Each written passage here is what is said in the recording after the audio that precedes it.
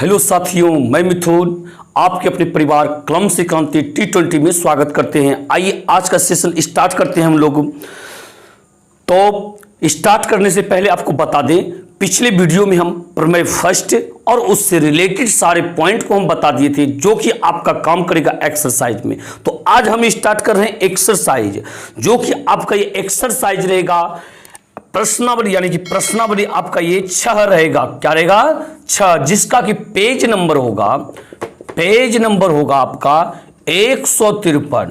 तो आप सारे विद्यार्थी से रिक्वेस्ट है, आप जब चीजों को देखिए तो बिल्कुल अपने सामने किताब निकाल के रखिए, कॉपी पेन सारे चीज पास में रखिए, ताकि जो लगे उतारने वाला उतार भी लीजिए, जो लगे कि नहीं समझ गए नहीं उतारेंगे तब फिर भी चलेगा, तो बात कोई दिक्कत नहीं है, ठीक है।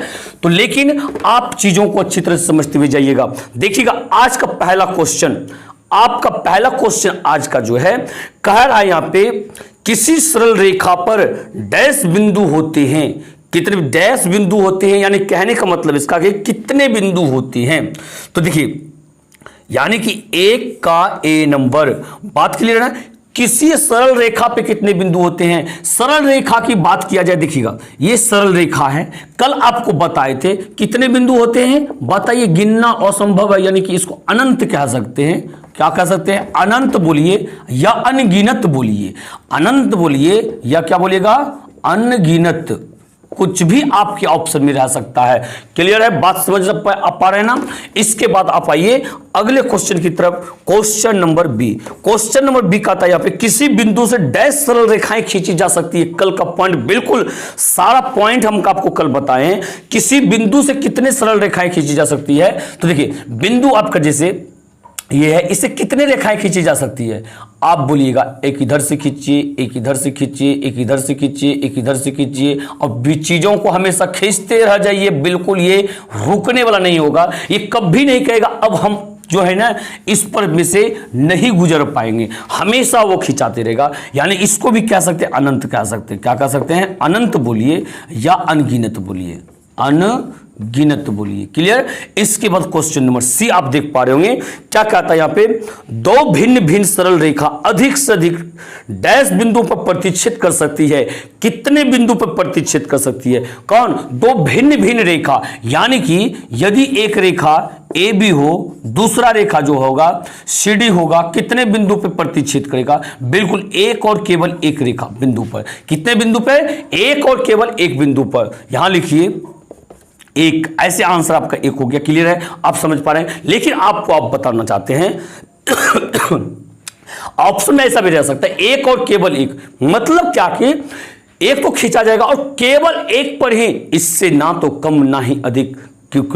और इसको जो अद्वितीय भी कहा जाता है। कितने बिंदु पे? अद्वितीय बिंदु पे एक और केवल एक को जो है अद्वितीय भी कहा जाता है। इन चीजों को भी मत भूलिएगा। एक और केवल एक को क्या कहा जाता है? अद्वितीय भी कहा जाता है। क्लियर है ना। आइए डी नंबर के पास, कहता दो भिन्न भिन्न बिंदुओं से अधिक डैश अलग अलग रेखाएं गुजर सकती है। अच्छा, तो ऐसा बोला जा रहा है कि दो भिन्न भिन्न बिंदुओं से, ऐसा आपको देखिए फंसा रहा है। क्या कहना चाहता है? दो भिन्न भिन्न बिंदु है, एक बिंदु आपका ये है, एक बिंदु आपका बी है। कहता है इससे कितने रेखाएं खींची जा सकती है। आप कितना खींच सकते हैं आप बताइए पहले। हम तो यहां से क्या करेंगे, ए से लेकर के बी तक खींचेंगे। अब तो इसे खींच ही नहीं सकते हैं, थोड़ा सा भी इधर उधर जाएगा तो बी से फिर मिलेगा नहीं, तो बात तो बनेगा नहीं। यानी कि कितने रेखाएं खींच सकते हैं? ए बी से मिलता हुआ हम एक रेखा खींच सकते हैं, और सिर्फ एक रेखा कह सकते हैं, एक और केवल एक रेखा खींच सकते हैं। बात क्लियर है ना। चीजों को आप समझे या नहीं समझे? आशा करते हैं आप इन सारी चीजों को समझे होंगे। आइए इसके बाद क्वेश्चन नंबर 2 के पास, क्वेश्चन नंबर 2 के पास आइए। देखिए क्वेश्चन नंबर 2 आपसे क्या कहना चाह रहा है। कहना चाह रहे हैं यहां पे रिक्त स्थानों की पूर्ति करें। ए नंबर है यहां पे क्वेश्चन आपका, क्या ए नंबर कहता दो दिए गए बिंदुओं ए और बी से डैश रेखाखंड निर्धारित होता है। दो दिए गए बिंदुओं ए और बी से डैश रेखाखंड निर्धारित होता है, यानी कि 2 का ए नंबर। तो इसमें भी आप क्या कर सकते हैं, एक रेखा, कितने रेखा, जैसे बोला जाए ए है यहां पे और यहां पे बी है आपका तो बताइए आप कितना रेखा गुजार सकते हैं? इसमें से आप गुजार कितना रेखा सकते हैं? केवल एक। कितना? केवल एक रेखा गुजर सकता है इसमें से, यानी कि आपका ये इसका भी आंसर ये होगा। आप चीजों को क्लियर हो गया ना। इसके बाद आइए बी नंबर के पास में। बी क्या करना चाहता है? कह रहा है यहाँ पे ए कोमा बी कोमा सी 3 संरेख बिंदु हो तो इनमें डैश रेखाखंड निर्धारित होते हैं। कितने रेखाखंड निर्धारित होते हैं? देखिए बात यहां पे ये है, बी नंबर की बात किया जाए तो देखिए ये कहना चाहता है क्या, एगो ए है बिंदु, एगो बी है, एगो सी बिंदु, ये संरेख है, यानी कि एक दूसरे के सिद्ध में एक सरल रेखा पे तीनों बिंदु जो है एक सरल रेखा पर है। कहां पे है? एक सरल रेखा पे। संरेख का मतलब यही हुआ, चीजों को आप समझिए। यदि ए कोमा बी कोमा सी 3 संरेख बिंदु हो तो इनसे डैश रेखाखंड निर्धारित होते हैं। तो देखिए रेखाखंड के, यहां पे रेखाखंड की बात बोला जाए, रेखाखंड मतलब रेखाओं का टुकड़ा। खंड में क्या होता है? टुकड़ा। रेखा में आप समझिए रेखा, रेखाओं का टुकड़ा। कितना टुकड़ा करने मतलब कर सकते हैं इसको? ए बी सी आपका है, क्लियर है ना? आप इन चीजों को समझ पा रहे हैं। इसमें देखिए कितना रेखाखंड है? 3 रेखाखंड है। कौन कौन है? एक तो बता सकते हैं ए बी है, एगो कौन सा है? A B. दूसरा क्या है? बी सी है आपका। और तीसरा क्या है? ए सी। ए से लेकर सी तक ए सी। इस प्रकार से 3 रेखाखंड है। कितना रेखाखंड है आपका? 3 रेखाखंड है। आप उन चीजों को यहां पर लिख दीजिए 3। कितना हो गया? 3 रेखाखंड हो गया। बात क्लियर है ना? आइए इसके बाद अगले क्वेश्चन की तरफ। बिल्कुल इसी तरह शानदार तरीका से हम लोग पढ़ेंगे और मजा आ जाएगा। बिल्कुल इसका जब ऑब्जेक्टिव सेशन चलाएंगे देखिएगा कितना मजा आएगा। सारी चीज सारे पॉइंट आपका काम में आएगा। यहाँ पे कह रहा है सी नंबर, यदि बी रेखाखंड एसी का आंतरिक बिंदु हो। देखिए सबसे पहला नंबर ये कहना क्या चाहता है? देखिएगा कहता है यहां पे बिंदु बी, यदि बी रेखाखंड ए सी का, ये रेखाखंड जो है ए और सी है, बी इसका आंतरिक बिंदु है। बी क्या है? इसका आंतरिक बिंदु है, अंदर में है, ठीक है। तो ए सी का आंतरिक बिंदु हो और बी सी बराबर 6 सेंटीमीटर। बी सी कहां है? बी सी जो ये जो है आपका 6 है और ए सी आपका 10 है। ए सी का मतलब ये पूरा का पूरा आपका जो है ना 10 है। ये क्या है आपका? 10 है। अब क्या करता है? तो ए बी की लंबाई क्या होगा? ए बी क्या होगा? यानी कि यहां से लेकर के बी तक आपका क्या होने वाला है? अच्छे, तो ये तो मजा सा आ गया। अब बताइए यहां पे एक चीज बताइएगा, क्या चीज पता है कि यहां पे ए सी जो है, ए सी में यदि आप घटा दें बी सी को, क्या आपको ये ए बी नहीं बचेगा क्या? यानी कि ए सी में पूरा में से इस हिस्से को आप घटा देंगे तो पूरा बचेगा या नहीं बचेगा? आपको हम ये भी कहना चाहते हैं। आप तो यहां पे समझ गए होंगे कि यार 10 होगा, अब यह 6 होगा, 10 में से 6 गया 4 होगा, यानी कि इसका राइट आंसर क्या रहेगा? 4 राइट आंसर रहेगा। तो क्लियर है ना? तो बात को समझ पा रहे होंगे।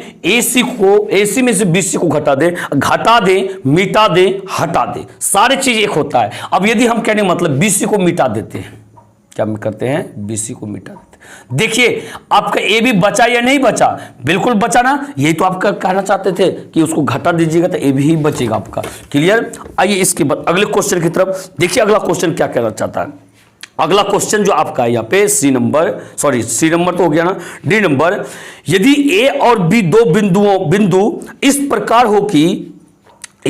की डी इंटू ए बी बराबर 0 तो ए और बी डैश होंगे।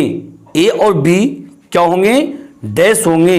क्लियर है? तो इस चीज को आप समझने का प्रयास कीजिए। देखिए समझिए क्या कहता है। तो सबसे पहले ये देखेंगे इसका कहने का मतलब क्या है। इसका मतलब क्या हुआ कि ये डी जो है और ए कोमा बी बराबर 0, ठीक है। यहां कहता है यदि ए और बी दो बिंदु इस प्रकार हो कि डी ए कोमा बी बराबर 0। ये डी बता रहे डिफरेंस को, क्या इसको बता रहा है? डिफरेंस को, यानी कि अंतर को, ठीक है। एक बिंदु ए है और दूसरा बिंदु बी है, उसका डिफरेंस 0 है। मतलब क्या हुआ कि ए और बी जो है यहां पे दोनों एक ही बिंदु को दर्शा रहा है। बिंदु के ऊपर बिंदु है, एक बिंदु है, फिर ऊपर से एक बिंदु बी है, एक ए है ऊपर से बी है। इस प्रकार से जब कहने का मतलब कोई रेखा या बिंदु हो उसके ऊपर यदि रेखा बिंदु आ जाए, उन चीजों को हम लोग क्या कहते हैं? समपाती कहते हैं। क्या कहते हैं उसको? समपाती कहते हैं। तो बिल्कुल आपका राइट आंसर क्या रहेगा? समपाती। क्या लिखिएगा आप यहां पे? समपाती, यानी डी नंबर ऑफ आंसर होगा समपाती होगा। आप इस चीज को समझ पा रहे हैं ना। इसी पर बिंदु ही नहीं बल्कि कोई रेखा भी हो जाए, यहां पे ए बी एक रेखा हो गया, इसी के ऊपर दूसरा रेखा भी आपका डाल दिया जाएगा। ये रेखा जो होता है आपका समपाती कहलाता है। क्या कहलाता है? समपाती कहलाता है। आप इन चीजों को समझ पा रहे होंगे, एक के ऊपर एक यदि दे दें वो समपाती कहलाने लगता है। आइए इसके बाद देखिए ई नंबर क्या कहता है। सरल रेखा एल और एम समांतर होगी यदि दोनों के में उभयनिष्ठ बिंदुओं की संख्या डैश हो, उभयनिष्ठ बिंदु की संख्या डैश हो।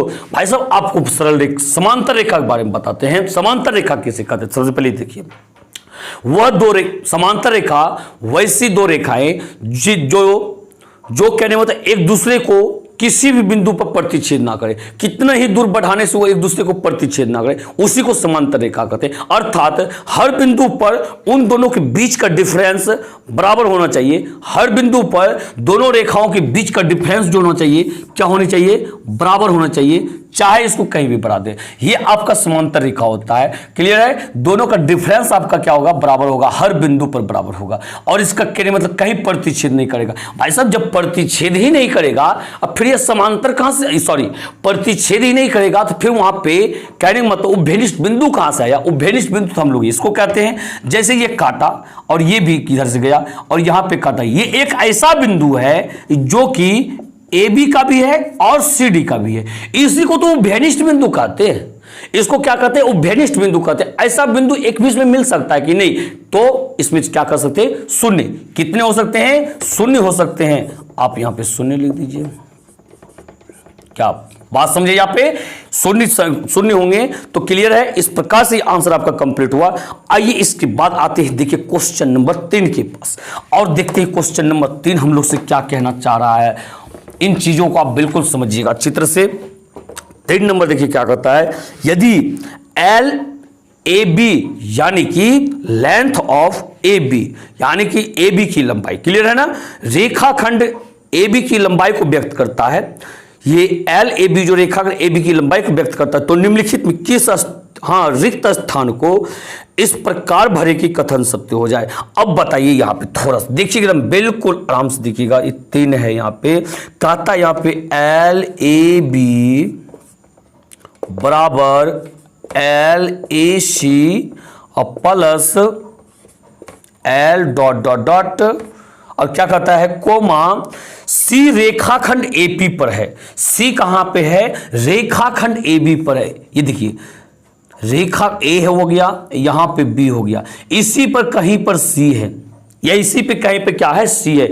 बताइए यहां पे कहता है ए बी बराबर जो होगा ए सी की लंबाई, ए से लेकर सी तक की लंबाई प्लस किसकी लंबाई?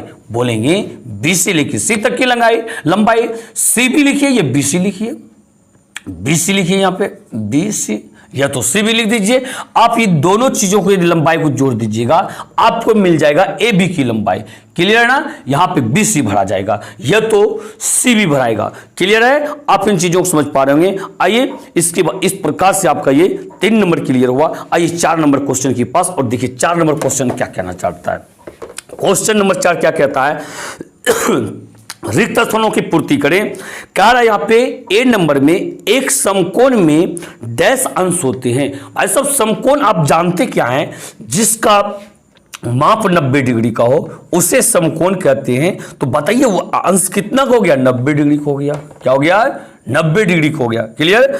अब 4 का बी नंबर देखिए, आप इन चीजों को देखिएगा, समझिएगा क्या कहता है यहां पे।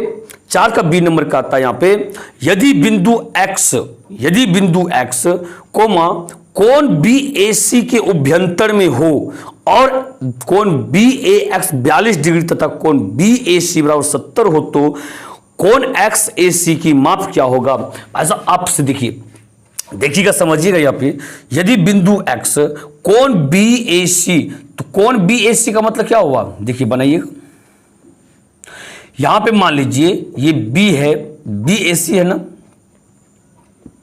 ए यहां बी हो गया, ये सी हो गया, कोण बी ए सी। क्लियर है? ये एक्स जो है उसके उभयंतर में, उभयंतर का माना हुआ अंदर में, ये एक्स है और इसको आप मिला दीजिए, ऐसा बोला जा रहा है। यहां पे एक्स बिंदु है। क्लियर? अब कहता है हो और कोण बी ए एक्स, कहां है बी एक्स, बी ए एक्स यानी कि ये कोण आपका बन रहा है, कितना कहता है 42 डिग्री का है। और क्या कहता है यहां पे, तथा कोण बी ए सी, कहां है बी ए सी, बी ए सी यानी कि पूरे कोण की बात किया जा रहा है। ये पूरा कोण जो आपका है कितना का है, यहां पे पूरा कोण 70 डिग्री का है। क्लियर है। तो कोण एक्स ए सी क्या होगा, एक्स ए सी क्या होगा, यानी कि अंदर वाला सिर्फ कोण क्या होगा आपका, ये कोण के बारे में पूछा जा रहा है। अब आप एक चीज बताइएगा, एक चीज आप ये बताइएगा कि पूरा कोण आपका 70 है, नीचे वाला कोण 42 है। यदि पूरे कोण में हम ये नीचे वाले कोण को घटा दे, क्या आपका ऊपर वाला कोण ही बचेगा ना, यानी घटा देना मिटा देना आपको बताएं इससे हम होता है। अभी हम नीचे वाला कोण को मिटा देंगे, सिर्फ ऊपर वाला बचेगा ना। उसी प्रकार से पूरे में से हम नीचे वाले को घटा दे तो ऊपर वाला ही बचेगा। यानी कि कोण यहां पे कह सके तो क्या कह रहा है यहां पे, कोण एक्स ए सी, यहां लिख सकते कोण एक्स ए सी बराबर जो होगा आपका 70 डिग्री माइनस 42 डिग्री होगा। बताइए अब 10 में से 2 गया तो 8 हो गया, यहां पर 6 में से 4 गया तो 2 हो गया, ये आपका 28 डिग्री हो जाएगा। कितना हो जाएगा, 28 डिग्री होगा। बिल्कुल आपका ये राइट आंसर होगा। आप इन चीजों को समझे होंगे। इसके बाद आप आइए सी नंबर के पास और देखिए सी नंबर क्या कहना चाहता है। अच्छा सॉरी, सी नंबर इसमें नहीं है। अब चलते हैं 5 नंबर, क्वेश्चन नंबर 5 के पास। ठीक है, क्वेश्चन नंबर 5 के पास चलिए और देखिए ये क्या कहना चाह रहा है। क्वेश्चन नंबर 5 कहता है यहां पे रिक्त स्थानों की पूर्ति करें। x डिग्री वाले कोण का पूरक कोण डैश और संपूरक कोण डैश। आपको हम कल सूत्र दे रखे थे ना, थीटा का पूरक कोण, पूरक कोण जो होता है 90 डिग्री माइनस थीटा। अब थीटा की जगह पे आपकी जगह कुछ भी रह सकता है। एक्स रहेगा तो एक्स लगाइए, वाई रहेगा वाई लगाइए, 2x रहेगा 2x, जो भी रहेगा 30 डिग्री रहेगा 30 डिग्री लगाइए, जो रहेगा और थीटा जगह लगा सकते हैं। और संपूरक में क्या बताए थे, 180 डिग्री माइनस थीटा। थीटा का संपूरक कोण 180 डिग्री माइनस थीटा। चलिए आइए 5 नंबर देखिए, इस प्रकार से हम आपको समझाते हैं। x डिग्री का डिग्री वाले कोण का पूरक कोण क्या होगा, तो ये 90 डिग्री माइनस एक्स हो जाएगा, 90 डिग्री माइनस एक्स हो जाएगा। और क्या कहता है फिर, कहता है संपूरक कोण क्या होगा, संपूरक कोण जो है 180 डिग्री माइनस एक्स हो जाएगा। क्लियर। पहला में इसको भरिएगा, दूसरा में आप इसको भरिएगा। ठीक है, इसके बाद देखिएगा आप यहां पे डी नंबर क्या कहता है, 22 डिग्री के कोण का पूरक कोण डैश और संपूरक कोण डैश होगा। तो देखिएगा यहाँ पे आप यदि समझना चाहते हैं, देखिए यहाँ पे 22 डिग्री का पूरक कोण बराबर यहाँ क्या होगा 90 degree minus 22 degree, 90 degree minus 22 degree. 10 में से 2 गया तो 8 हो गया, यहाँ पे यहाँ बचा 8, 8 में से 2 गया तो 8 में 2 गया 6, यानी कि 68 डिग्री। अब यहां निकालिए 22 डिग्री का संपूरक कोण, ये पूरक हो गया संपूरक कोण। बार बार हम इतना लिखेंगे नहीं, समझा देंगे, आप बना लीजिएगा। ठीक है, संपूरक कोण जो होगा 180 डिग्री माइनस 22 डिग्री। 10 में से 2 गया तो 8, ये 7 में से 2 गया तो 5, 158 डिग्री। पूरक वाले में इसको भरिएगा, संपूरक वाले में इसको भरिएगा। इतना बार बार हम लिखेंगे नहीं, चीजों को सिर्फ समझाते जाएंगे। आप खुद से बना लीजिएगा, इन चीजों को आप बिल्कुल अच्छी तरह से बना पाइएगा। तो ठीक है, आइए इसके बाद सी नंबर देखिए क्या कहता है। सी नंबर कहता है यहां पे 75 डिग्री के कोण का पूरक कोण क्या होगा। 75 डिग्री का जब पूरक कोण कहेंगे 90 डिग्री माइनस 75 डिग्री होगा। बताइए 90 में से जब 75 को घटाइएगा, 90 में से 75 को आप घटाइएगा तो कितना हो जाएगा आपका, ये 75 5 80 10 90 यानी कि 15 डिग्री हो जाएगा। पहला में 15 डिग्री भरिएगा।